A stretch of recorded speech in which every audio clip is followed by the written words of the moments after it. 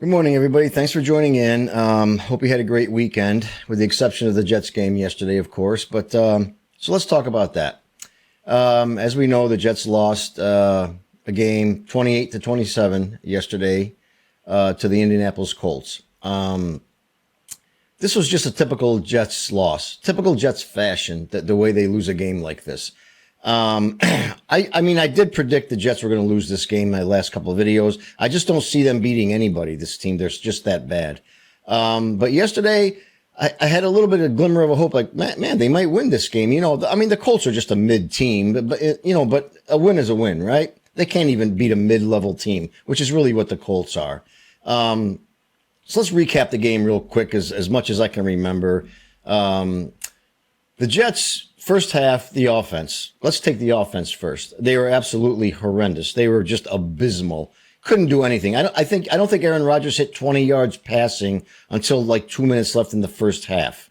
And that's when the Jets scored their first touchdown. They didn't even have a first down until the first half was almost over. Not even a first down. He looked old and slow behind center. He was missing open guys. He was throwing to the wrong guy. A couple of times Davante Adams was open. He was throwing it away someplace else. But Davante Adams, he had a decent game. I mean, he got a couple of short passes, but he broke a couple of them for a little bit longer runs. But at the end of the day, the first half was absolutely atrocious. It was embarrassing to watch this team. They don't even look like they belong in an NFL stadium. That's how bad they looked. Fans were booing. It was just absolutely just what we thought it was going to be. But the Jets managed to eke out a touchdown at the end of the first half. They made it 13-7 going into the half. Okay. So the Colts get the ball back to start the third quarter. And the Jets defense was kind of standing up. You know, Quinnen Williams forced a strip sack fumble. Jets got the ball. I don't know. They were at the 15, 16-yard line. They were way down there. So they didn't have to put together a real drive, because I don't think they would have been able to do it if they had to. So another Breece Hall running touchdown. Okay, Jets take the lead 14-13. Maybe we're going to eke this one out. But at the end of the day, the defense couldn't do anything. They couldn't stop anything. The Colts were running the ball. Anthony Richardson was running it himself, passing. The defense, once again, playing with a lead, just gave it up. Just couldn't keep the lead. They just couldn't do it. And I don't know what the hell is wrong with this defense, but they just can't do anything right anymore. Sauce Gardner is a shell of himself. Everybody and any receiver in the NFL beats this guy. And then when they beat him, he can't tackle them anyways, even when he does get to him. I don't know what's the matter with him, but he is just having the worst season this year. Maybe he was overrated his first couple of years. I don't know what it is. A change in some kind of defensive scheme. I don't know what it is, but Sauce is just basically a shell of himself. He just gets beat by anybody who is on the other side of the ball. So that's a problem. The Jets tackling once again comes into focus. Missed tackles, just typical Jets football. Anthony Richardson coming back from being benched for 2 games. He goes 20 for 30 for 272 yards. A pass touchdown and no interceptions. He rushed for 30-something yards, 32 yards, 33 yards, something like that. So he had a good day coming back off the bench after 2 games being sat down. So, and the Jets couldn't even stop him. They barely put pressure on him. They might have got a couple sacks. I don't know. The best play they did was when Quinnen Williams forced the strip sack at the beginning of the third quarter. Jets scored, and you had to think, well, maybe they're going to pull this thing out of their ass. No such luck. They just can't. They just cannot do this. In contrast, Aaron Rodgers was 22 out of 29 for 184 yards and 2 pass touchdowns. It sounds good when you say it. The problem with that, though, is that most of that yardage is yardage after the catch. He was dumping the ball off, and sometimes even throwing the ball in the dirt. It looked like Zach Wilson out there when Zach was having his problems like that. He was dirting balls with guys, 10 yards away from him. And Aaron Rodgers was doing the same thing. So most of the passes that he did complete were just short dunk passes that Devontae Adams broke for some yards. Breece Hall broke for some yards. So he wasn't really tearing it up out there. Stats-wise, it doesn't look too bad. Still, is only 184 yards passing. This is Aaron Rodgers we're talking about. He hasn't thrown for 300 yards in 20 years. So he's just a dink and dunk guy. That's basically what he is. He's not mobile in the pocket. He got sacked. He's just a shell of himself. I really wish for his sake, he's been one of the greatest quarterbacks statistically wise, in the NFL.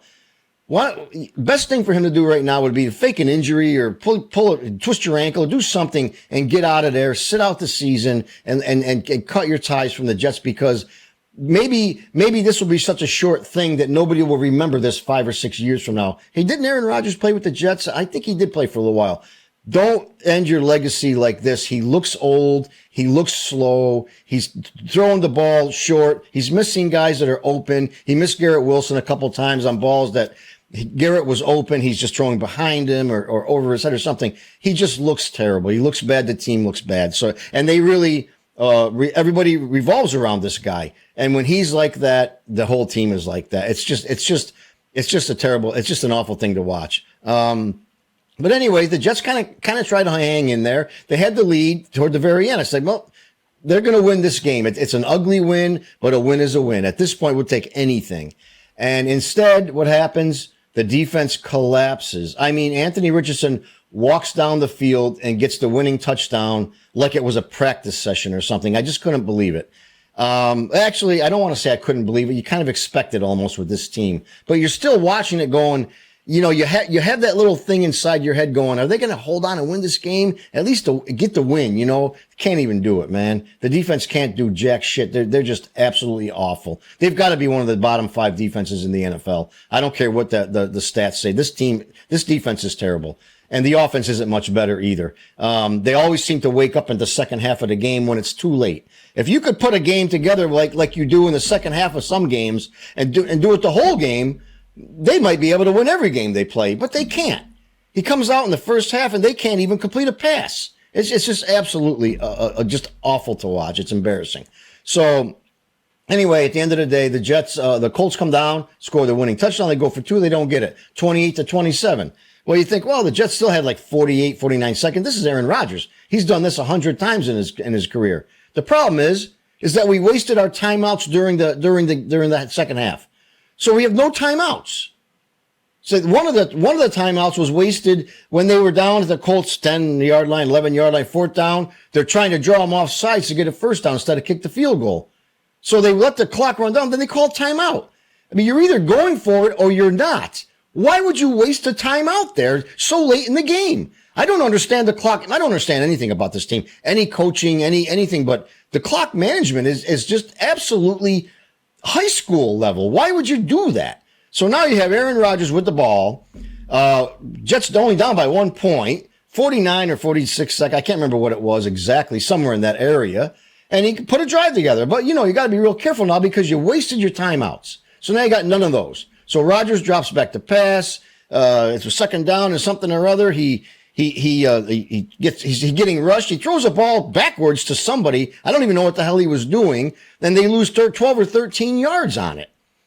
Third down now, and just a mile to go. And now he goes back and I'm watching the announcer and I'm almost giggling now because it's so comical. It's like watching a Three Stooges sketch now. So he goes back and the announcers are saying he can't take a sack here. He got sacked.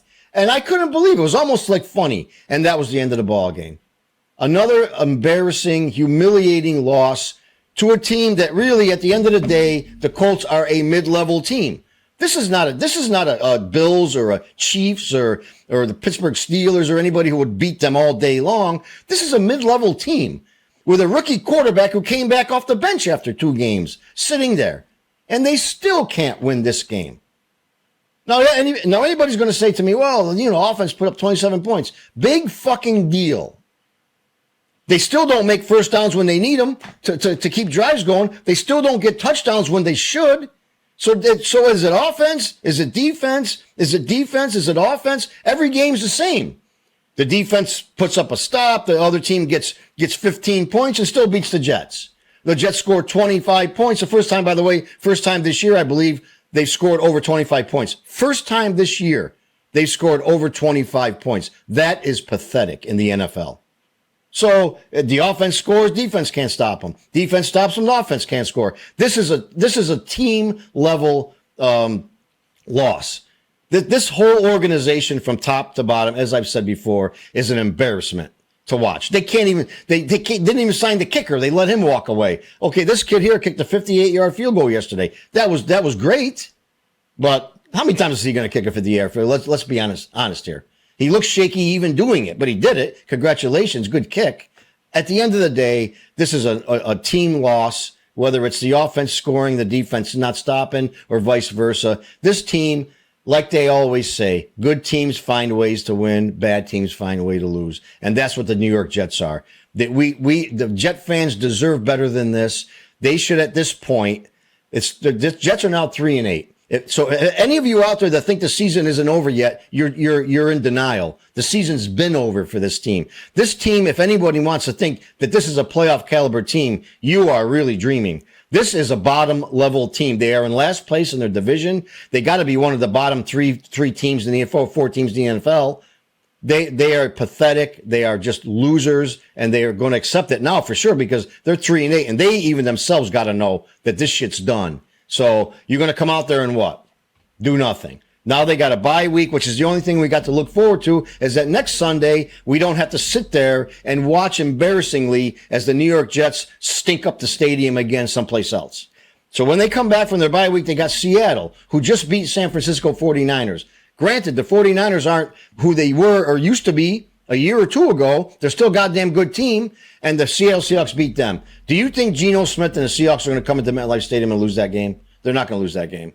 Jets are going to go 3-9. And I don't even know who they have after that because I don't want to look. I'm going to tell you right now, this team can't win 5 games this season. They're going to win maybe 5 games this season. And that's assuming they maybe split one of the Dolphin games and they beat the Jaguars, who are probably the only other team worse than them.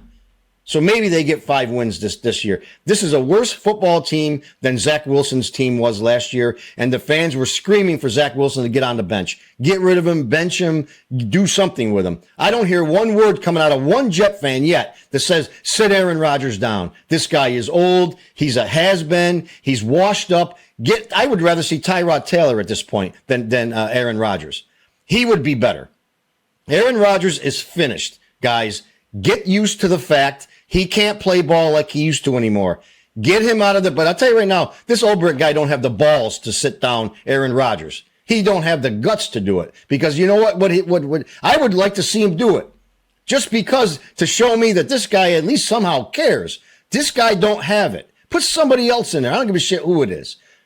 But get him out of there. Get rid of him at the end of the season. Cut him, cut Devontae Adams, start this process all over again because it is over once again for this sorry-ass football team. There's no getting around it anymore. That it's done. Cut your losses now. I don't care what you take the fucking salary hit. Get rid of this guy. Sit him down the rest of the season. Tell him to fake an injury. Do something with him. And get rid of these other guys because he's the one that wanted Adams. He wanted the other offensive guys. He wanted this. He wanted Hackett. He wanted everything. We gave this guy the keys to the kingdom. And what has he delivered? A 3-8 sorry-ass football team. That's what we've gotten out of this guy who's been given the keys to the kingdom. So start blowing this process up now because we as fans are sick and tired of watching a team that can't even has to struggle against a mid-level team, which is what the Colts really are. Not saying anything against the Colts. Congratulations. Colts won. They're 5-6 now. They're going to be in the hunt for a playoff spot. The Jets are in the hunt for the best draft pick they can get. Just blow this shit up now and don't get unnecessary wins now so you can get a later draft pick and screw yourselves up again like you did with the Trevor Lawrence thing. So do something, get rid of these guys, start it over again. Joe Douglas, another thing I want to mention, Joe Douglas is MIA. Nobody even knows if he's even still running the team anymore. They don't know if is he on the job? Is he not? What is he doing? He's doing nothing. You know why he's doing nothing? Because he knows his time is over with the Jets. And I'll be honest with you, he probably wants to get out of there. Because anybody who's affiliated with this team, you're ruining your future.